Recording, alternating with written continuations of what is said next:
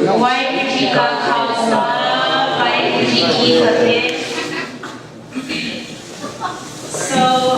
this last workshop, we're going to be doing kind of an interview style workshop of a walkthrough of all of the encounters Kuldeep Uncle has had with many Panth leaders throughout history in his lifespan. So I think we're very lucky that we get to hear these stories firsthand. And before we begin, I was going to give a little bit of an intro of Kuldeep Uncle. For those of us who know him and who may not know all of this, but especially for the people who are here for the first time and who may not know who Kuldeep Uncle is. So he's the founder and president of Sikh Youth Alliance of North America, SYANA. And the Sikh camps began in 1973, and he was the founding chairperson of the World Sikh Council in the America region. He served as the editor of Sikh World, was vice president of North America, Gali Dal, in the 1980s, and served as president of the Sikh Students Federation in the 1960s. So today, this workshop, we're going to have a chance to kind of embark on a journey through Kuldeep Uncle's life and the many encounters he had with those who were Sikhs from the past who walked on the path of the Guru. So Uncle Ji, if what we want to do in this workshop is we're going to have Uncle Ji talk about certain people from history, and between each person we'll open up the questions to the audience. So as Uncle Ji's talking, or as I'm giving an intro, a little snippet of every person, if anyone thinks up of any questions, just save them, because after every person we'll open up for questions from the audience. So today Uncle Ji will be first beginning with a brief overview of the theme Shabad, which all of us have heard today, but just to kind of get us centered and back on that theme before we begin tonight's workshop.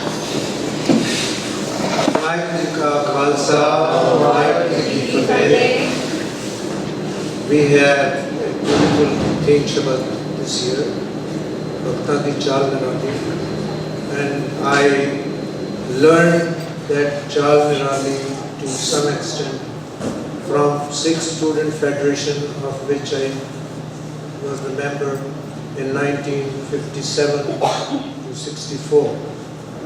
So those are the years that I spent with Sikh Student Federation.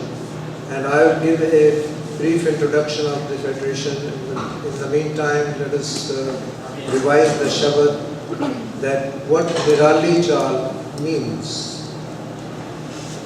And Nirali Chal means to do something extraordinary, which normal people don't do.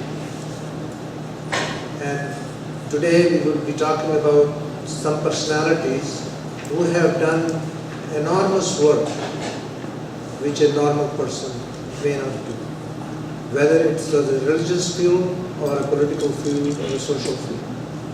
They have done tremendous work. And I got a chance to see them, meet them, talk to them, a number of them. Not all of them. Some I simply had a glimpse. I met them a few times, that's all. A big personality I just want to share with you is Dr. Santokh Singh. Dr. Santokh Singh, anybody heard of him? Bhopal. Dr. Santokh Singh from Bhopal, Madhya Pradesh, India. He was the first vice president of Sikh Student Federation. And he did extraordinary. It had a big impact on me when I was only 9th or 10th grade. At that time, he was getting married, and to his in-laws, he told in advance that I do not want any dowry.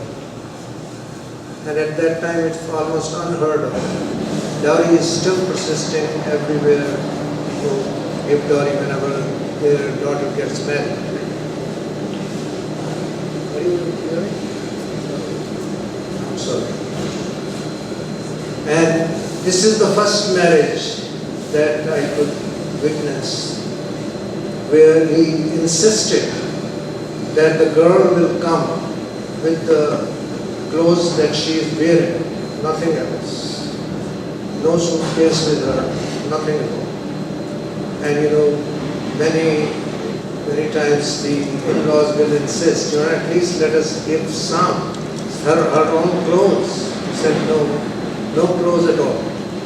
And that marriage happened in that year with Dr. Singh, who is still surviving, living there in Bhopal.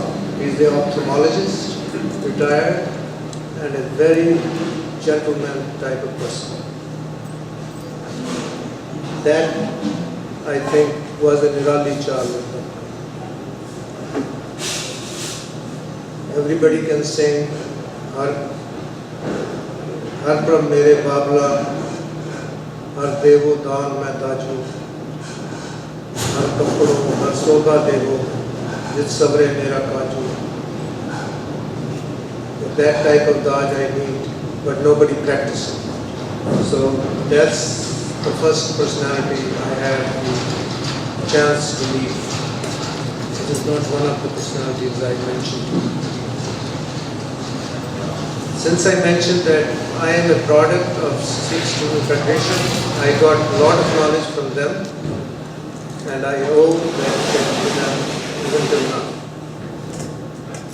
Sikh Student Federation has great influence on the Sikh politics. Tara Singh or Shiromani Akali Dal or any of the Sikh organizations, they always looked up to Sikh Student Federation to give the guidance.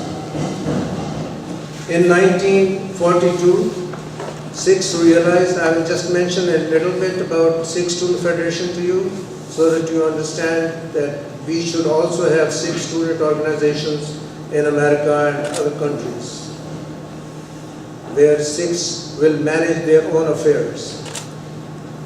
It started with Student Federation. Have anybody heard about All India Students Federation?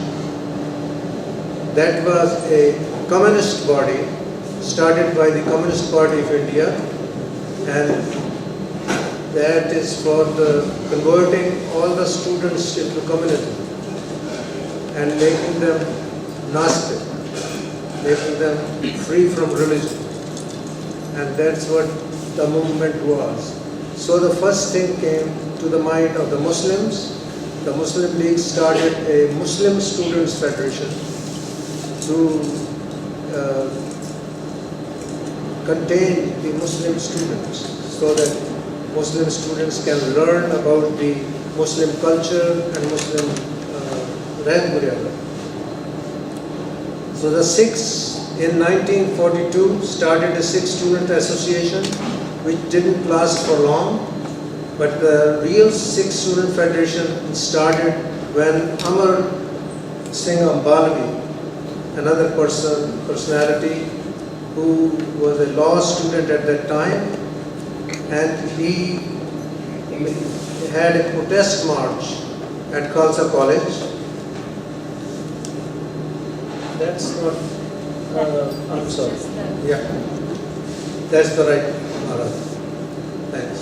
Amar Singh Ambalavi led the protest march against the Maharaja of Kapurthala, who was invited by the Khalsa College to preside over a function.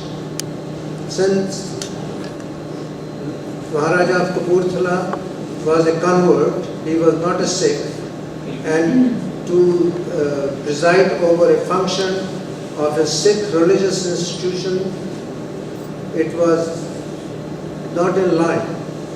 So there was a protest march by the Sikh students led by Amar Singh Ambalavi that Maharaja should not be respected, should go away from here, should not preside over the Sikh function. And after that protest, soon after, a meeting of the interested Sikh students were organized at the Law College hostel in Lahore. And at Lahore, There were 13 members that were present. I have the names of them, but I think none of them was very popular, so I don't need to mention them unless you want me to mention. And they named the organization as Sikh Students Organized. At that time, people were even afraid that if you name a Sikh organization, Sikh Students Organization, the intelligence of India will infiltrate in it and just try to dismantle it, because they were afraid of that. So they named Sikh Students Organized. It looks as if it is a slogan.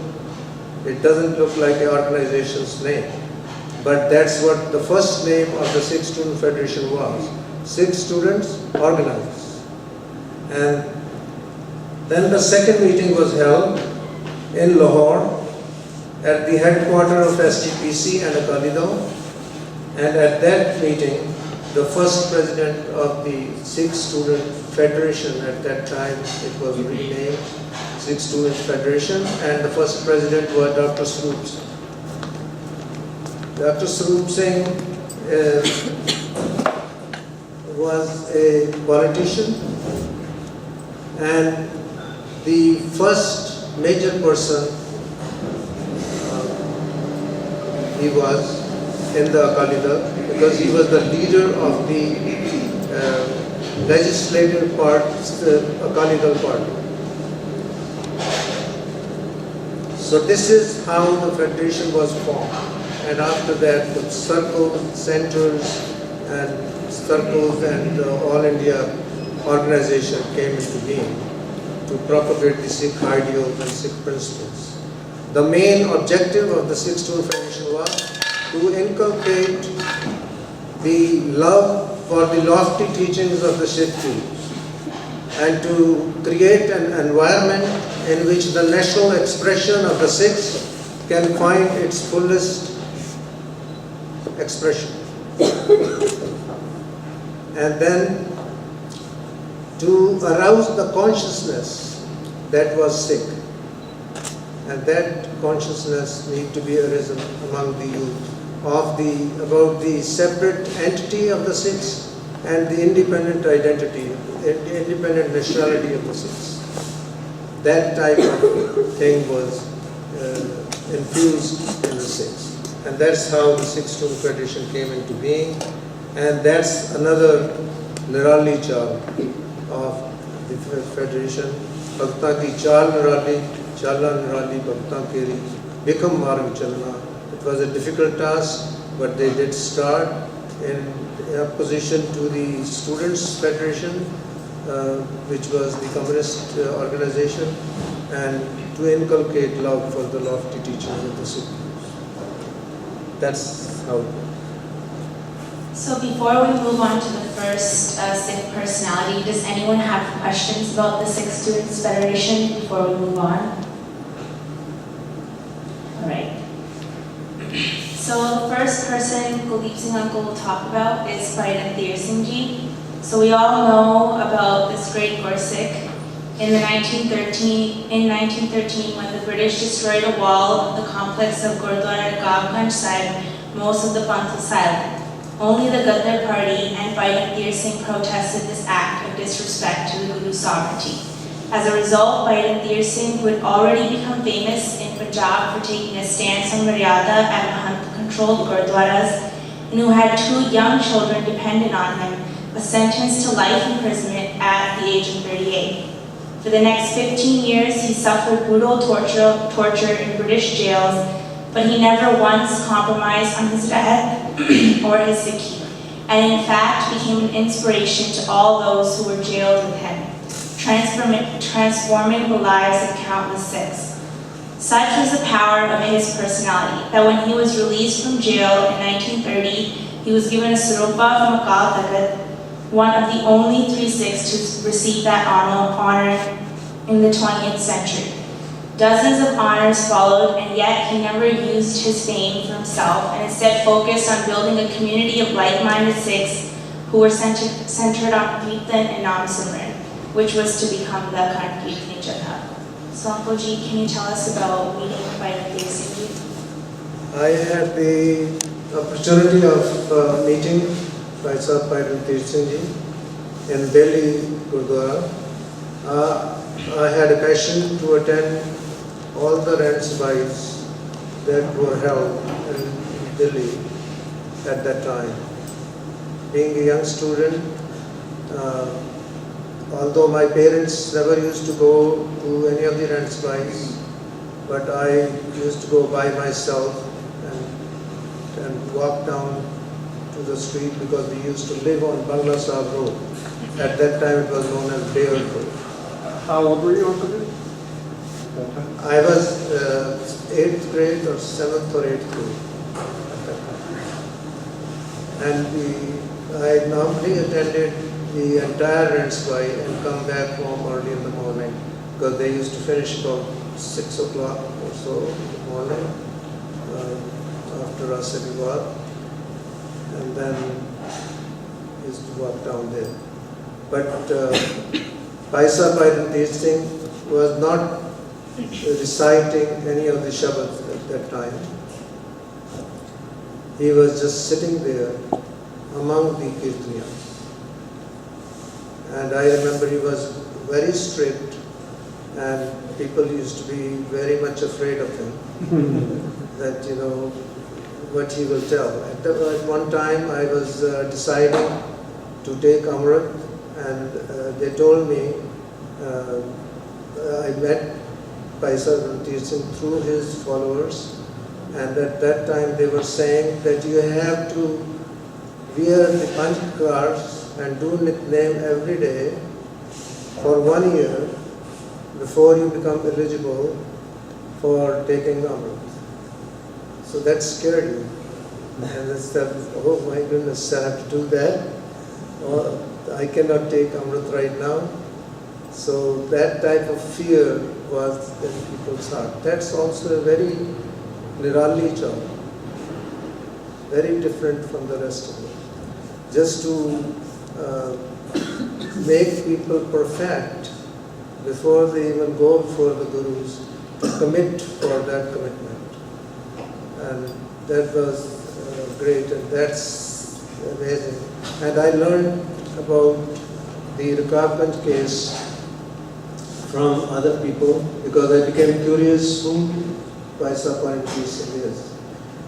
And this happened long time before I was born because Paisa, at that time, the British were building Central Secretariat and they needed a land to expand the Central Secretariat.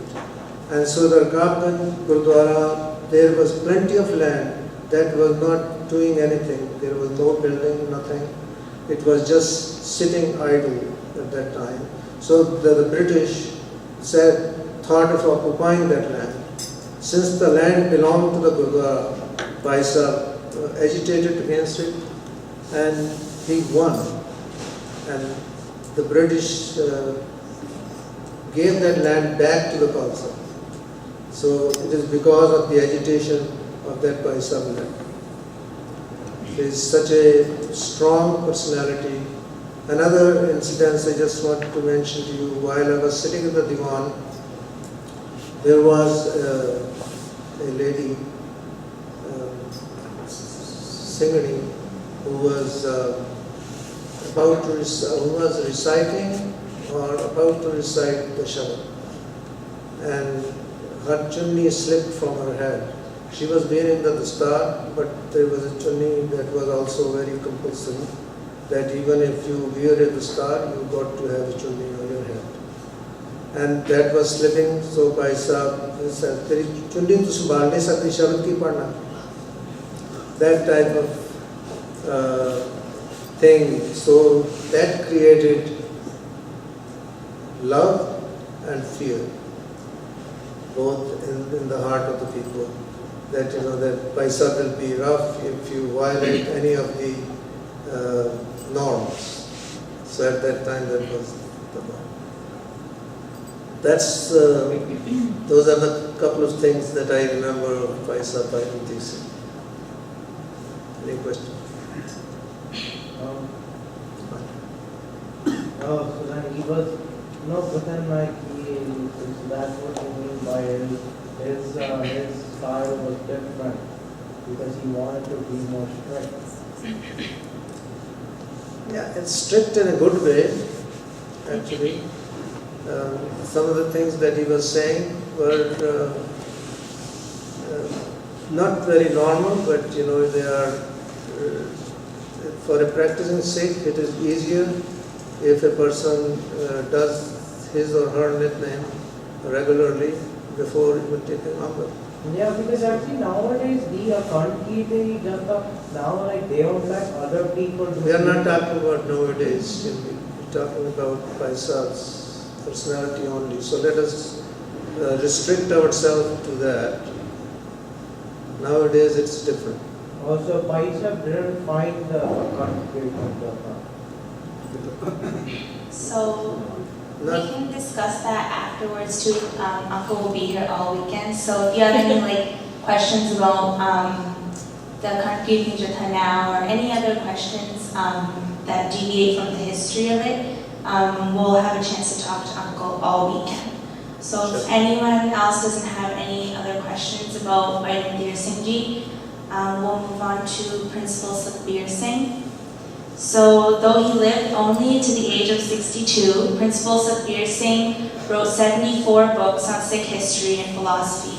An educator and scholar his whole adult life, he was well liked and respected by all segments of the Panth. He was also a past president of the All India Sikh Students Federation. The key to his amazing output was his disciplined Amrit Vela routine. He would get up early every day and after his nitnem would write for 2 hours before he went to work. He kept the schedule even on holidays and was therefore able to produce so much literature. So, Uncle Ji, would you like to tell us more about Principal Sukhbir Singh? Sukhbir Singh is very close to me. Principal Sukhbir Singh was the 6th or 7th president of All India Sikh Student Federation, and I know him personally. In one of the camps that I got a chance to organize in New Delhi at Bangla Sahib Gurdwara. One was at Majnu Tilla Gurdwara, one was at Bala Sahib Gurdwara. These were the 3 camps, and in one of the camps we invited Principal Sukhbir Singh, and he came and gave lectures on the Sikh history. And another incidents when I got married in 1971.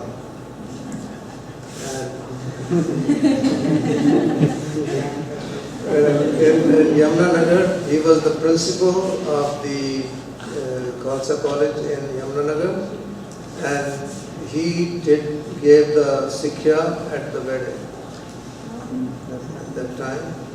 So, very close personality, very influential, very powerful speaker, and great orator. Some of the techniques of speaking I learned from him, and there are many people who have learned a lot from him because he was a good orator.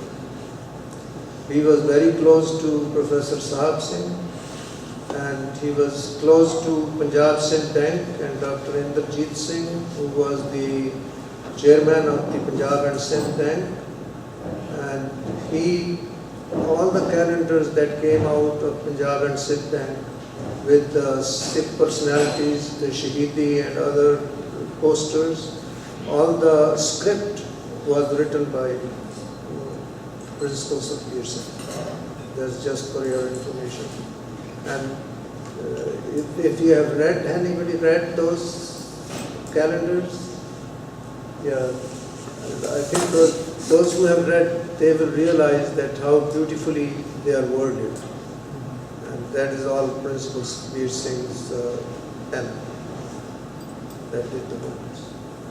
Uncle Ji, can you talk a little bit more about the specific books he wrote, like the one he wrote about the bears in Course 6 and the Mary lecture compiled by his daughter?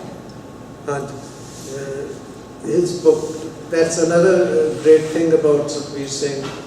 When he wrote one of the first books, he talked to us as students that I am going to write Sada Itihas.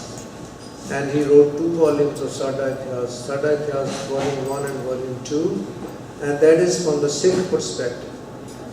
So that people may learn the Sikh perspective, because all the books that were available in the past were written by non-Sikhs.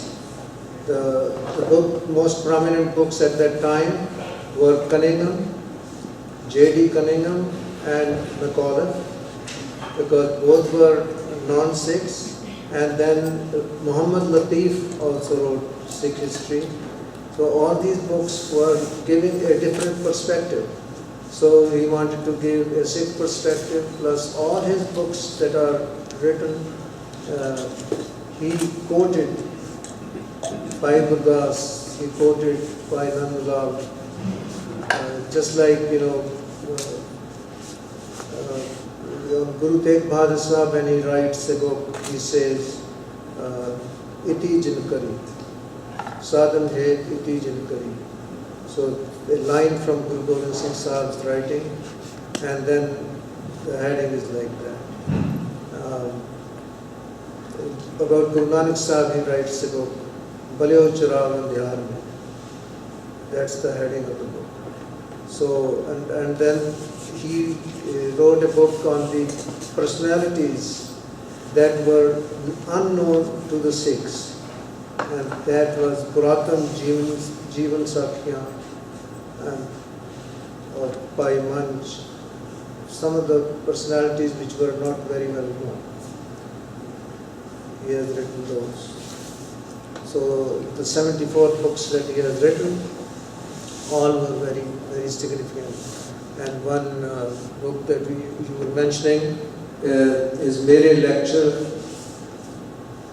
was written by his daughter after his death. And that book is also very good. I am just reading it because it's the most recent publication.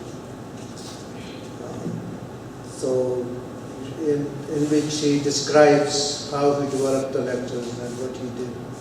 And those are unpublished lectures of Principal Sukhbir Singh.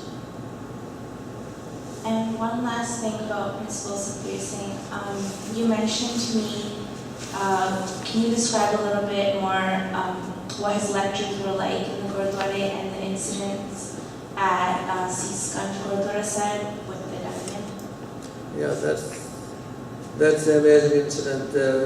He was so powerful in his speeches that people used to wait till he speaks, because at every Gurpurab he used to speak. And I was in Delhi at Sisganj Gurdwara once when he spoke, and he came down. Somebody came to him, appreciated his lecture, and handed over to him a ruby, which was, I think he said it's the most valuable jewel that somebody gave to him as a gift. He said, you deserve this. And of course he was refusing, but he has to take it because somebody presented to him with love. So it was a Hira, just to appreciate what he has done for them. And wherever he used to go for the camps and other places, he never used to ask for any money. Most of the time he used to spend money, but people used to offer just fare from back and forth fare from the place where he is coming from. At Delhi, I had the opportunity of inviting him. He never paid in anything. We considered all the Federationists as the brothers and sisters. Of course, the entire Panth is brothers and sisters. So, but these were special people, your Sangat colleagues, and so they are very highly respected and appreciated. Does anyone have any questions? I think I just wanted to know if his books are they available like in English translation? English translation, I think only book I think that is available in English is Sawal, 100 questions and their answers. That I know of, but I don't know if some other books are translated also or not, but most of the books are in Punjabi.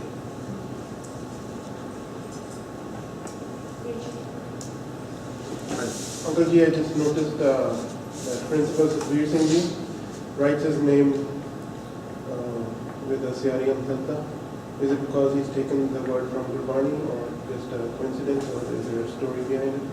Like usually you would find someone just writing Sasamukta, Sasamukta, Vape Bihari, Raramukta. But he's written Sasamukta, Tate Syari. Like, Yeah, all the writes like that. Swatanam. I have no idea, but I think that looks like it's from Gurmat. His kids and they all have names. He has very high respect, and actually he helped in the Dharam Prachar committee very much, and he was very influential. He is the one who first explained to me at the camp why Red Rasa is like that. Red Rasa is this way. Can you tell us? Yeah, he told me personally at the Majnutullah camp that Red Rasa, why it is structured this way. So, What did he say? that will take It's time. okay. Rasa starts with Sodar. He says when you go to pray, you go to a place. And that's why it's Sodar is the first paragraph. So those first five Shabads from Sodar. Then after you go to Sodar, you knock at the door. Then the answer comes, and that is Sopur. And Sopur comes, and then you read four Shabbat of Sopur. And when the Sopur answers your door, then you do the Benti, and that's Benti Chopai. And then that's how the Panth structured it, that when Benti is heard, after hearing the Benti, when your desires get fulfilled by the Bible, then Anand happens. And then the next paragraph is Anand. And then he says that it finishes with Mundavani and Slok Mein Lapanwa. Mundavani and Slok Mein Lapanwa is just like you are finishing the day, and this is the last prayer of the day. Not the last prayer like that, because the last prayer actually is SYANA, but is the evening, is the end of the Sham. So Sham the prayer, this is the last. So it finishes the way Guru Granth Sahib ends. Mundavani Nala Panyo and Slok Nala Panyo. That's how it ends. And this is how the Reda Sahib was structured. And that is from his mouth that I heard first time. Uncle D, do you remember, you mentioned he did the Sikhiya here in Ankaraj. Do you remember the lessons that he taught? Because we hear a lot of Sikhiyas like at our friends' weddings, but they're mostly nowadays jokes and people trying to be funny. So it'd be interesting to hear what Sikhiyas were like then. The Sikhiya that he gave at Abaranam's Ankaraj, I don't remember all of it. At that, just like very typically the bride and bridegroom, they don't pay too much attention. and we were also just like that.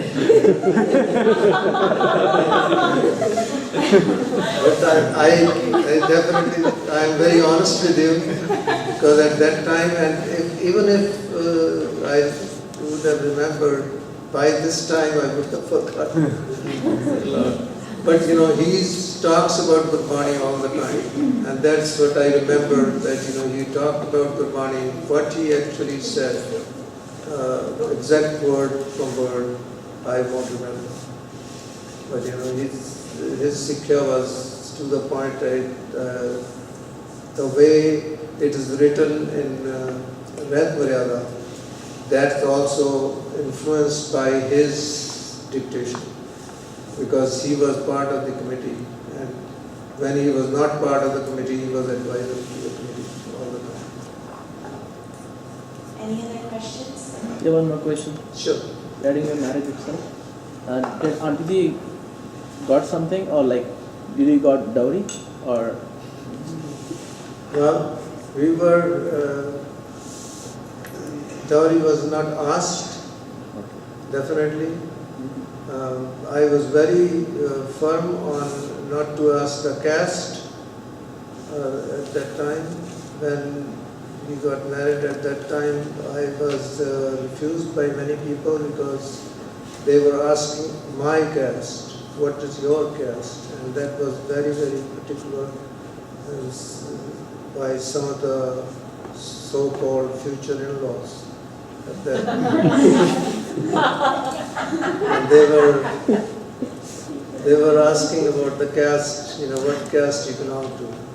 And some people even said, you are not mentioning the caste, so ਤੁਸੀਂ ਚੂੜੇ ਹੋ. So that also they mentioned. So caste was so firm at that time. Even now people ask. Yeah. So we never asked. I was asked by my father-in-law, that I remembered since you asked that question, that what do you want in the dinner? Any particular thing, or any particular way you want it. Those are the questions he asked me personally, and I said, ਤੁਹਾਡੇ ਘਰ ਆ ਰਹੇ ਤੁਸੀਂ ਜੇ ਪੱਤਰਾਂ ਤੇ ਰੋਟੀ ਖਾਓਗੇ ਉਹ ਵੀ ਠੀਕ. I don't expect anything particular.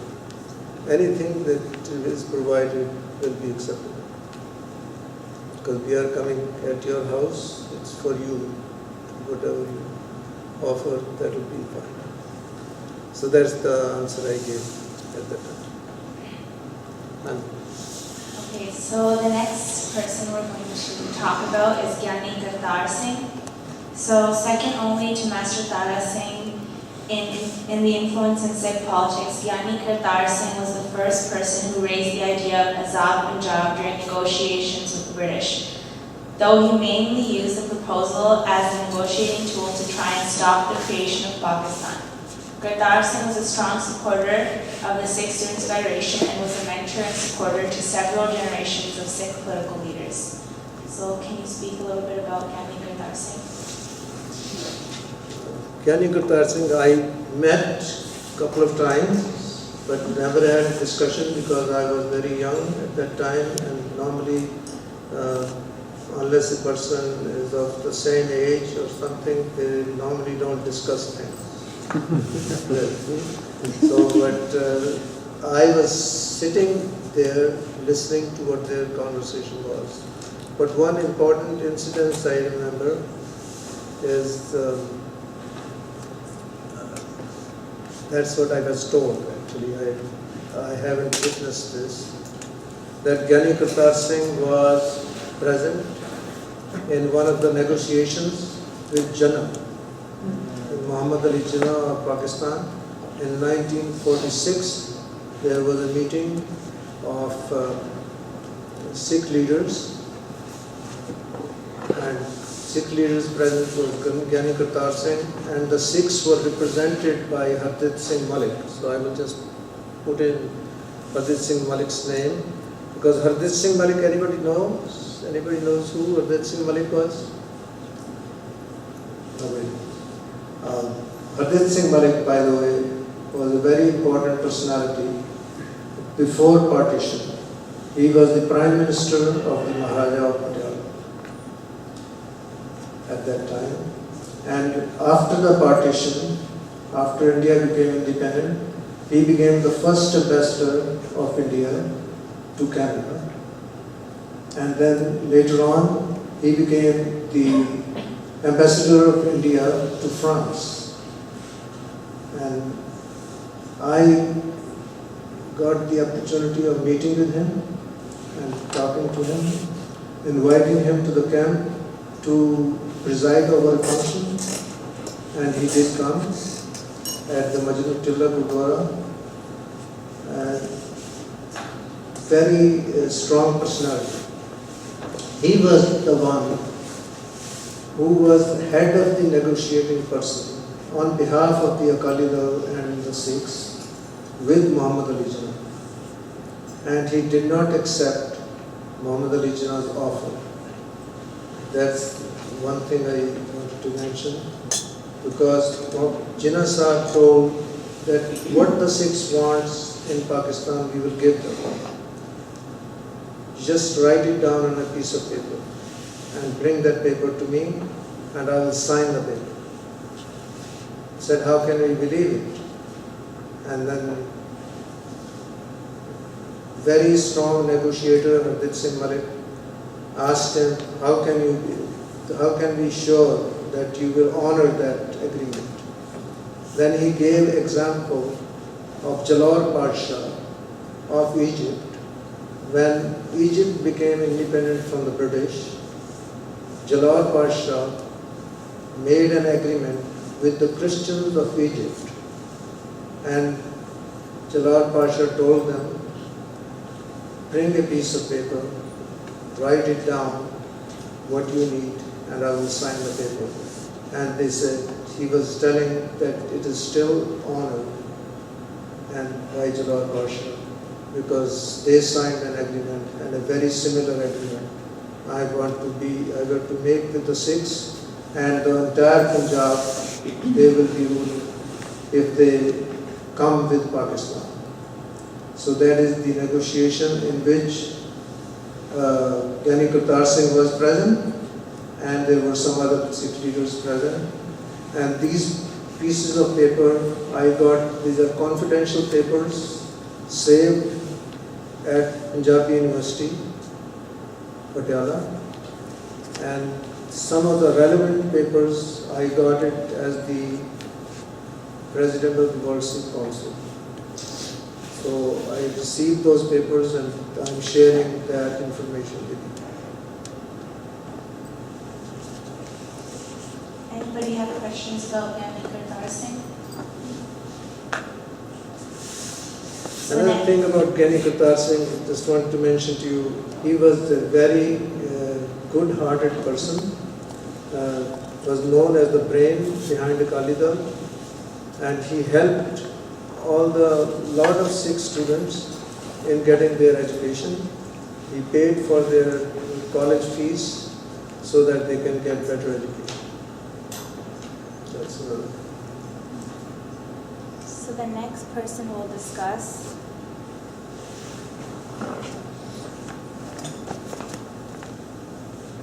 is Master Tara Singh. So Master Tara Singh's leadership greatly influenced the Panth. He remained the leader of the Sikh Panth from the time of Baba Khadak Singh and went to jail up to the time of the Punjabi Suba. So originally a Hindu, Master Tara Singh was deeply in love with Sikhi and committed to the Panth.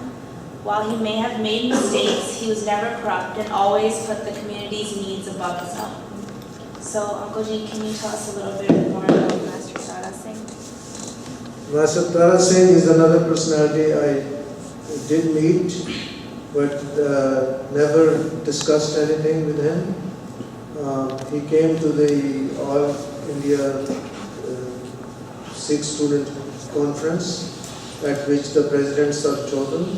So at that time, we had a brief talk with him, So what I don't have a whole lot of discussion with him. His greatness is that being a political leader of the Sikhs, they always used to hold a Jap Tap Samagam. That's another thing that, the modern day Sikh leaders don't hold. In the Jap Tap Samagam, there were Kirtan programs and there were Amrit Prachar programs. And that was done by the political leaders at that time.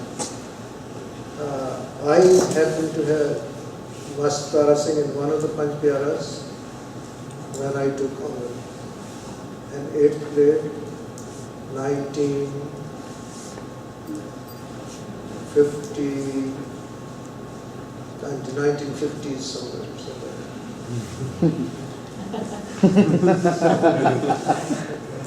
And at Bangla Sahib Gurdwara, a huge function, a big function in which more than 1,000 people took Amrit. Wow. Wow. And there was hardly any space in the Gurdwara, but the Amrit Sanchar was done in the tent, a huge tent that was dug up in front of Bangla Sahib Gurdwara. There is still a lot of land, and in that Gurdwara there was Amrit Sanchar.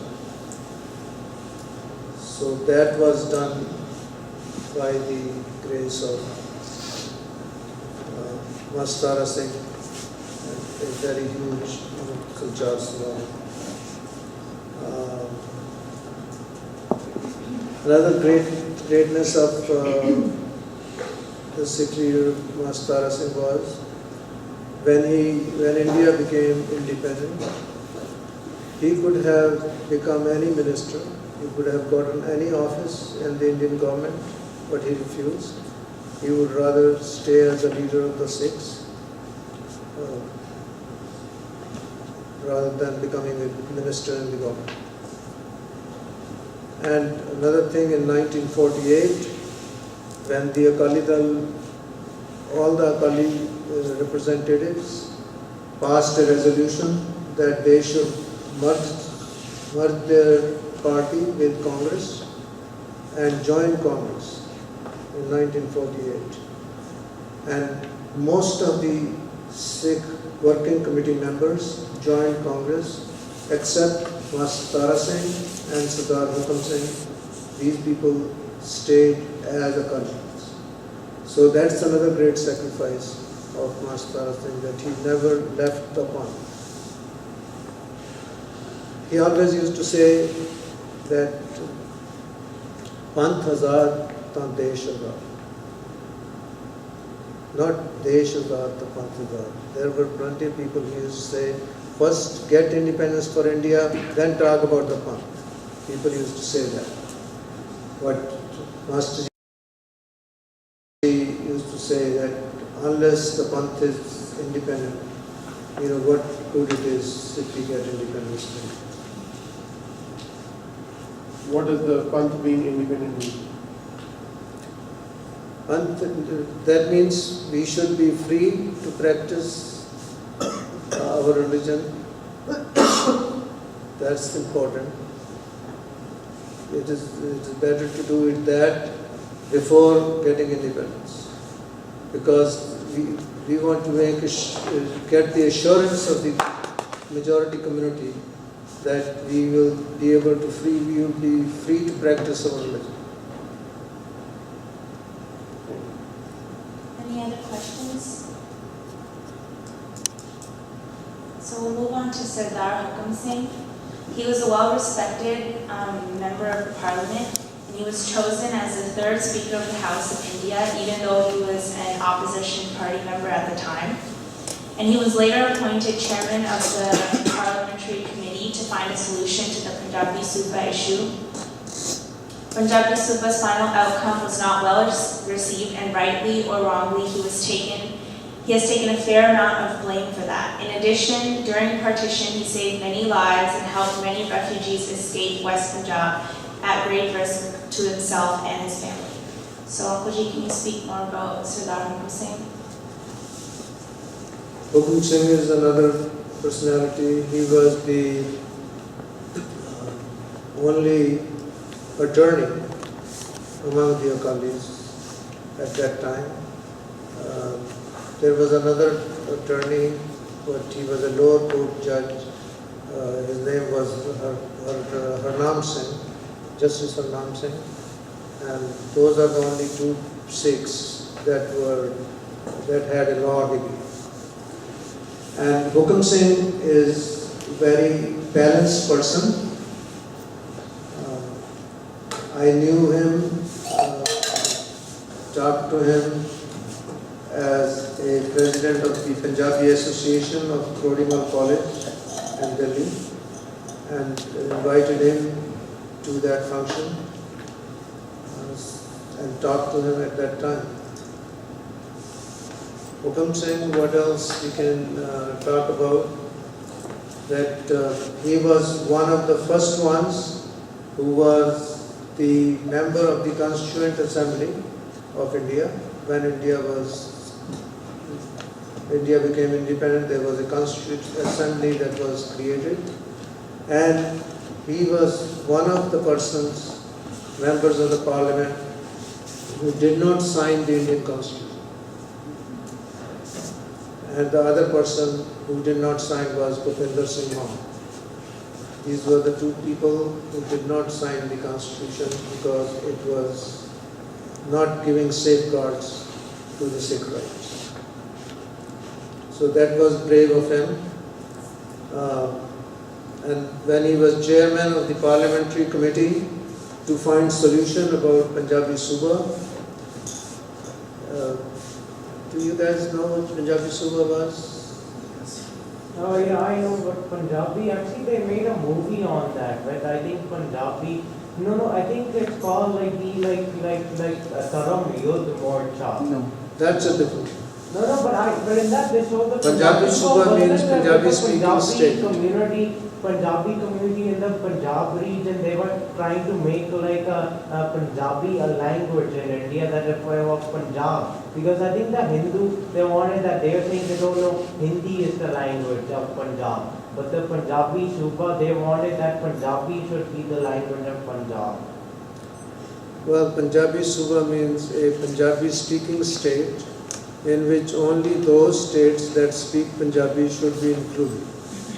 That was the demand of the Akali Dal, because prior to that, Punjab was all mixed. Half of the Punjab used to speak Punjabi and the rest of the Punjab used to speak Hindi. So it was a bilingual state, and Tara Singh demanded Punjabi speaking state to be carved out, to remove the Hindi speaking areas so that they have Sikh majority in the Punjabi speaking areas. This was opposed by Sardar Kaur Singh, which we will talk about later on, but I just want to mention here, this Punjabi speaking state movement was opposed by him on the pretext that don't ask for a Punjabi speaking area. Ask something for the Sikhs who have done so much sacrifice for the independence of India. Ask something, so it's your right to ask. So that's what Kapoor Singh's stand was. But in spite of that, the resolution was passed that Punjabi speaking states should be carved out. But that became the demand of the Akali Dal. And in 1950s, this demand was put into play, and a lot of Sikhs went to jail. In the first one, it was about 12,000 to 15,000 Sikhs went to jail as agitation for the Punjabi speaking state. And then in 1960, Tara Singh was arrested, and Sant Singh became the leader of the Sikhs at that time, because Tara Singh nominated him temporarily till he is released from the jail. Then Sant Singh took over, and he happened to be a leader of the Sikhs for some time. Then for quite some time, Sant Fateh Singh and Master Tara Singh were parallel leaders of the Sikhs. There were some factions that were led by Master Tara Singh. The other faction was led by Sant Fateh Singh. So the Sikh leadership was divided for some time after 1960. In the 1960 movement, I was president of the Delhi Sikh Student Federation, and I was arrested at that time for participating in the protest march for Punjabi Suba agitation. Although I did not go into the agitation, at that time I was a student, and the Sikh Student Federation of Delhi passed a resolution to support the movement but do not participate in the agitation, so that you may not hurt your studies, because most of the people who are participating are the students. But in spite of all that, the police came to our house and arrested me and put me in Tihar jail, Delhi. And I stayed there, but at the jail, the atmosphere was of Khalistan. So many people went in there, and there was nothing but kirtan going on every day. And so that was a great atmosphere in the jail. Let's go to jail. So that was the story of Masters, and that's what we were discussing. Any question on Master Tara Singh? No, so okay, so you went to jail with him? Well, not with him. He was not in that jail. He was in a different jail. We were all jailed together. No, but why did you get arrested? Because the Indian government makes false accusations against you. And that's... No, but they used to do that for all Sikhs. And they? No, they used to make false accusations for all Sikhs. Yeah. So For all Sikhs, all the people who were prominent, who held any position in any Sikh organization, they used to make false cases against them and arrest them. That's what they do. And it has been the policy of India ever since becoming independent. Okay, so the next personality we'll speak about, or Kuldeep Singh will talk about, is Sardar Kapoor Singh. So Sardar Kapoor Singh is considered by many to be the father of modern Sikh sovereignty, and he had huge influence in being a thinker and scholar in Panth. Kapoor Singh's unique outlook and strongly Panthic stance made him an essential read even today. A man with a gigantic intellect, he was well versed in multiple languages and was very well read, having gotten his degree from Oxford University. He is the primary author of the Anandpur Sahib Resolution and its mixture of core Sikh principles.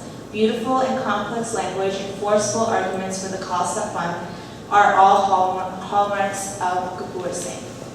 So, Uncle Ji, can you speak a little bit about Sardar Kapoor Singh? Sardar Kapoor Singh is a great personality. He came to America in 1972, and at his son's house in Columbus, Ohio, and we went and visited him and invited him to Detroit.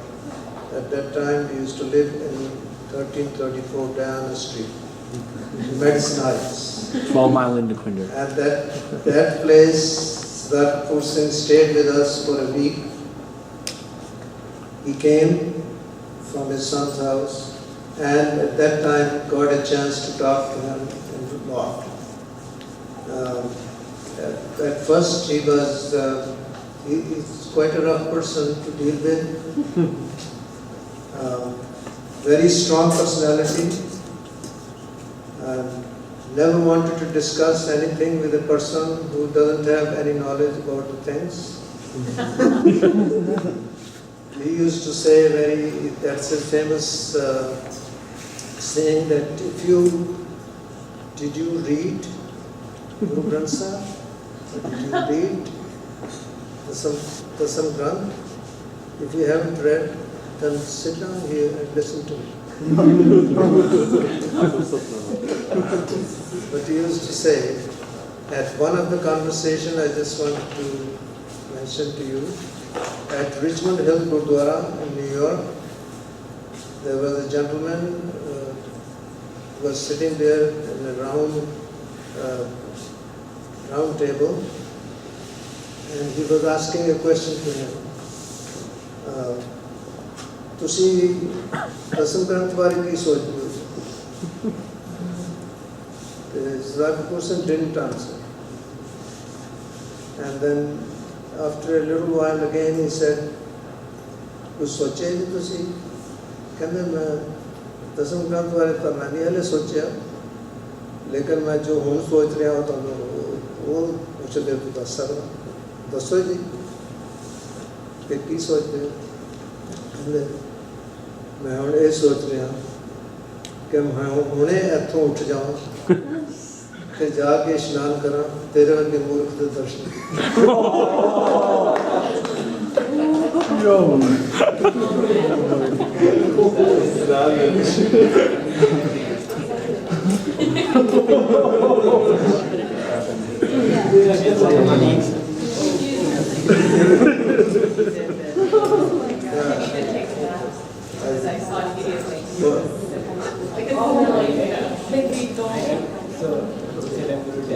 He meant very clearly. I cannot tell you that what I think about Dasam. I can tell you what I'm thinking now. And what I'm thinking now is to get up from here and go take a shower, because I have taken darshan or I have seen the presence of an idiot like you. I think that was pretty accurate. Then later on, while explaining this to me, he was saying that people haven't read Guru Granth Sahib, haven't read Dasam Granth, and they want to discuss with me.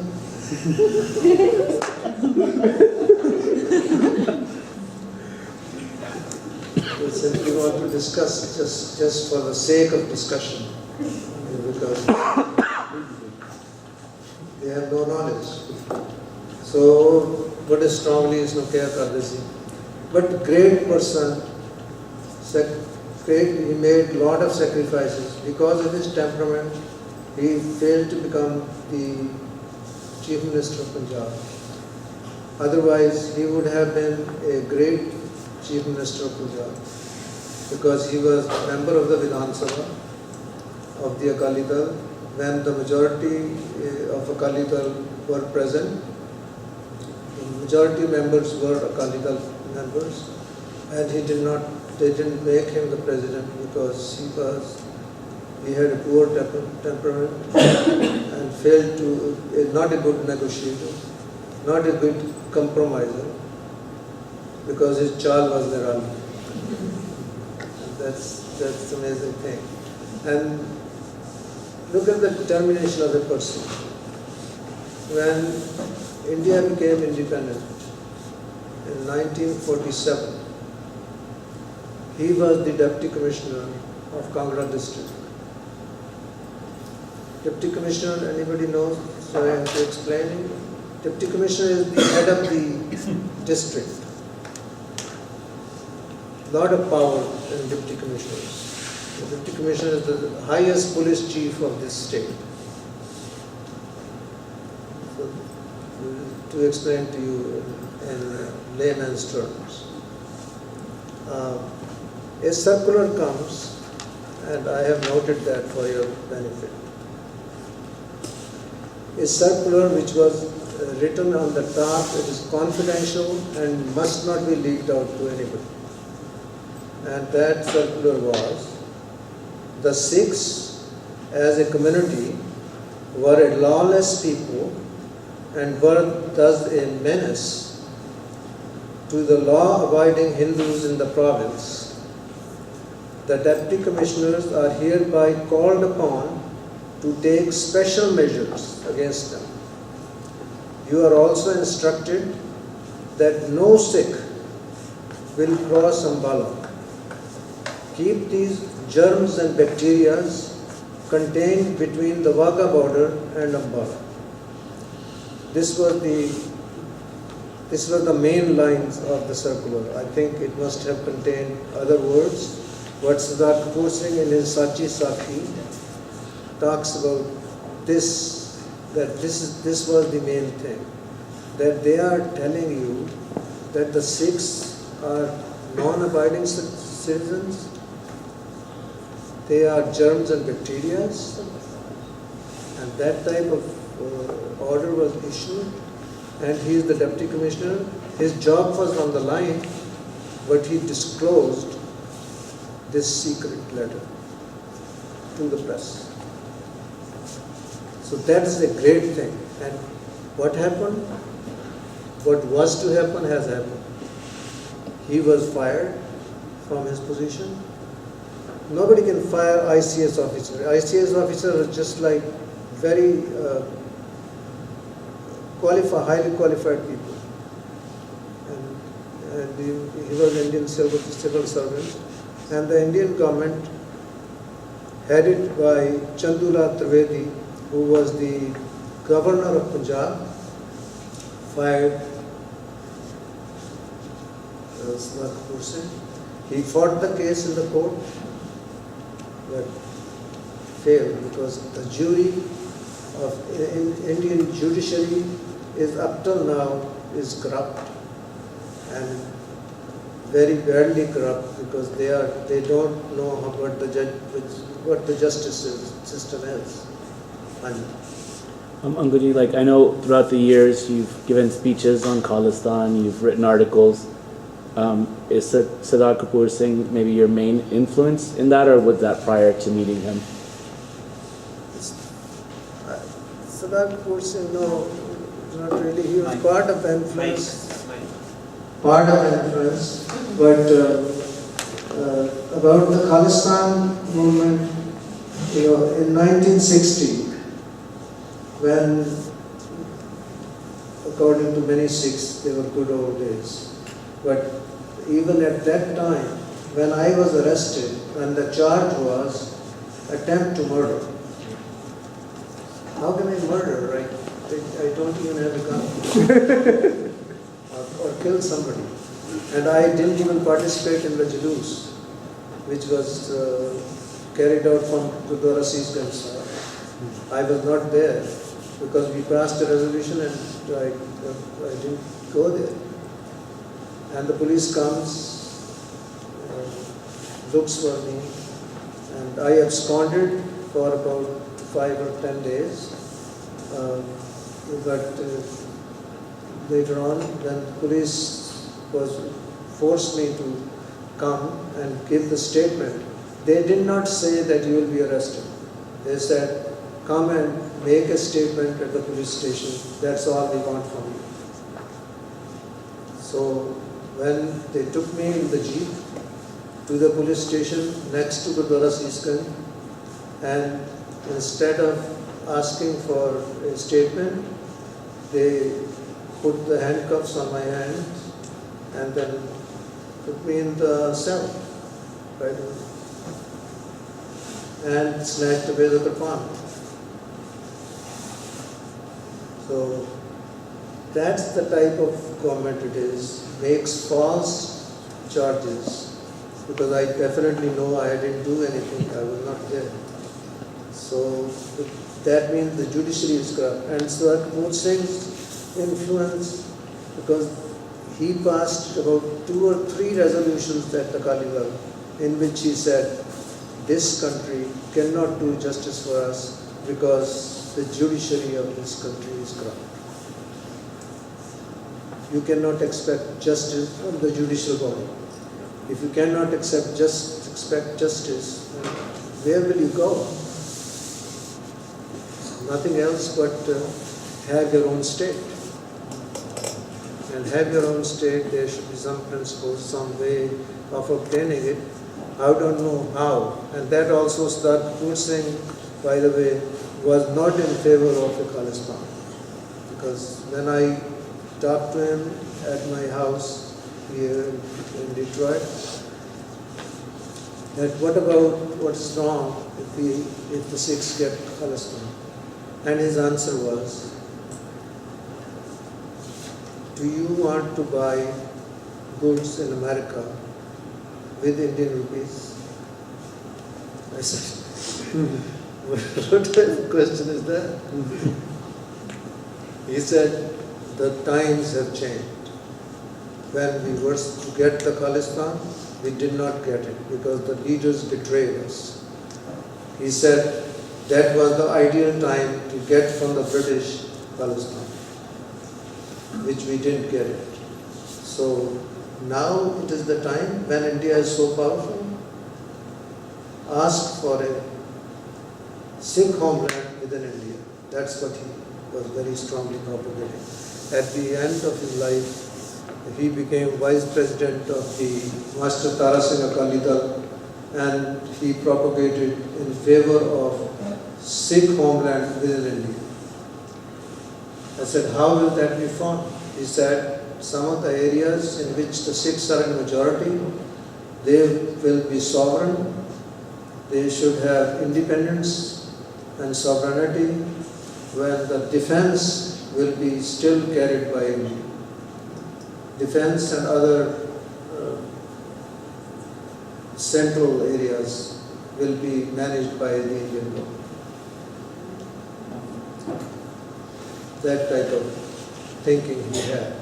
Although he was an architect of the Anandpur resolution, that also talks about the same thing, that the entire India should be divided on the basis of states, which are all sovereign and independent by themselves, just like the American states. All the states are independent, they can leave America anytime, although it is not in their interest to leave America. But same thing he was talking about the Indian state. The Indian states, that India should be United States of India, and all states should be completely independent. That was also his thought, and that is actually the Anandpur Sahib resolution. Anandpur Sahib resolution is also a copy of the Lahore resolution, which is the 1940 Lahore resolution that was passed by the Muslim League under the chairmanship of Muhammad Ali Jinnah, another great man who has gotten the Muslim states for the Muslims. I always used to say Muslims never had that many educated people in their country before as they have today. And that is the reason that a Muslim state he envisioned and formed. And so he's a great visionary, and we should learn a lesson from him. Next, we'll talk a little bit about Bayam Singh. So Bayam Singh rejuvenated the All India Sikh Students Federation. He was the son of Sant Kartar Singh Bhindranwale and understood the traditional Sikh psyche. Yet he was also highly educated and held a master's degree in English. Unlike most recent All India Sikh Student Federation presidents, Bayam Singh was a committed Sikh who was solid in his maryada and had a commanding personality, but was soft-spoken, respectful, and a natural student leader. He was Baba Jarnail Singh's right-hand man and never faltered in his loyalty to him. In the Panth movement from 1982 to 1984, his role is fundamental and central, and the potential he held for the future of the Panth was enormous if he had not so bravely given up his life to protect the sovereignty and dignity of the Darbar Sahib complex. Bayam Singh, I was in correspondence with him because he was the president of the All India Sikh Student Federation, a great man. Respect him a lot because he was the son of Baba Kartar Singh, who gave the leadership to Jarnail Singh in preference to him. He did not give the leadership to his son. In spite of that, Bhai Singh accepted the leadership of Jarnail Singh Bhindranwale. That's greatness on a person, to accept whatever is done by his dad. And another thing is he was very humble and Vietnamese Sikh. When I met him in 1981, the start of the Dharamyudh Morcha by his son Harchand Singh Ji Lambawal, and that Morcha was started and we were invited to come and speak at the Manji Sahib. So I spoke at that time in 1981, telling Sant Langowal not to give up before the demands are achieved. And they always, because the Sikh leadership always gave up before the demands are achieved. Because some negotiation came into being, and that's what happened with Langowal and Rajiv Gandhi, that they had a Langowal-Rajiv accord, and that's also not in the interest of the Sikh community.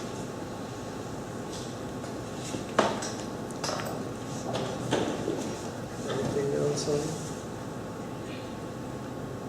So, Bhai Singh Ji was the last person we'll be talking about today, so if anyone has any specific questions about Uncle's time with him, how many days were you with him?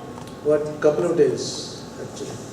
In Manji Sahib, we have a photograph of him with Langowal and myself and Panth Singh, who was the secretary of the Akali Dal at that time, and by Moluk Singh of England. So all 4 or 5 people were there in that photograph. Does anybody have any specific questions that they want to know about Uncle's time with Bhai Singh? And Bhai Singh, by the way, he got martyred right at Kaltar Sahib, along with General Subedh Singh and Baba Jarnail Singh Bhindranwale.